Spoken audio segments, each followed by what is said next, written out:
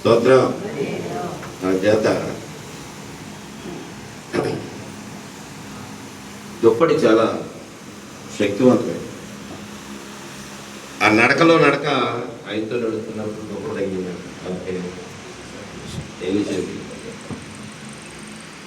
ఎలాగైతే పాపాత్మరాలు స్త్రీ 12 ఏళ్ళ రక్తస్రావంతో బాధపడుతుందో క్షీణించుకుందో ఎలాగైతే అద్భుతం స్వస్థత చూసిందో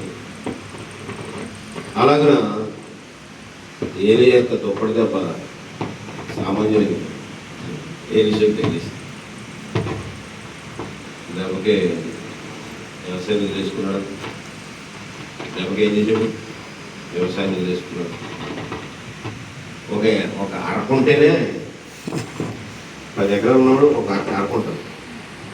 ఒక అరకుంటేనే గొప్ప. అలాంటిది 12 అరకలు ఎంతో భూస్వామం అన్నమాట.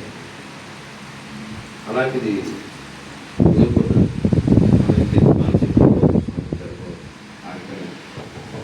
మొక్కలు చేసేసి ఇద్దరు నదించేసి ఇది చేసేసి టాటా బయలు చెప్పేసి ఏలియా వెంబడి పోతా ఉంటే ఎదురైంది బేతేలు. చాలా ఆనందంగా. నెక్స్ట్ ఎదురయ్యింది ఎరుకో. చాలా కష్టంగా ఉంది. ఆ కష్టంలో నుండి విడిచిపెట్టలేదు కాబట్టి యోర్దాను అనుభవంలోనికి అతను ప్రవేశించాడు. యోర్దాను అనుభవంలోనికి ప్రవేశించిన తర్వాత మనందరికీ తెలిసిన విధంగానే ఇంకా తప్పదో వెళ్ళిపోతున్నానని చెప్పేటప్పటికి నాకేమి ఇస్తావు? కనీసం నువ్వు వెళ్ళడం నాకు నీ యొక్క ఆశీర్వాదాన్ని ఇచ్చేవలే రుజువు నాకు కావాలని అని అడిగితే, ఏం కావాలని అడిగితే మీరేమంటారు?